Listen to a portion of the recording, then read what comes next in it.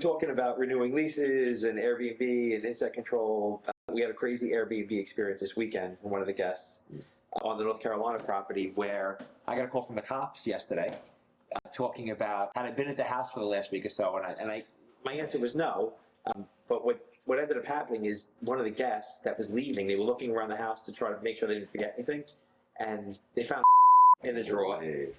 I don't know serial numbers on it, by the way, too. So it's which is what I found out from the police later on. And we figured out that it was left by a guest, not the last guest, the guest before. So now we've had two guests that have been there who couldn't find it. It was stuffed in a drawer. But the cops are like, basically tell them if they want it, they have to bring the permit as well as the proof of serial number. So it's a little scary because it seems like it's an illegal that was in the house with an Airbnb guest. On top of it, the guest hasn't been responding to our phone calls now for like a week and a half. So they've emailed us to say, hey, we left something important at the house, but they didn't tell us what it was. Now we're figuring out what the important thing is. But this just goes back to the thing, like we can do the best job we want as far as like screening guests, and we usually do it by reviews on Airbnb guests. What do the reviews look like? Have they been a good guest before? But these are things that you can't get. And where I'm at default in the situation is you asked when the last time I was at the house, and I haven't been there in a year. So if you're going to buy an Airbnb house, I think it should be something that's local that you can visit monthly at least, because this stuff happens. There's nothing you can do about it, but it could be a great business, but it could also be a really scary business because you don't know totally who's staying in your house.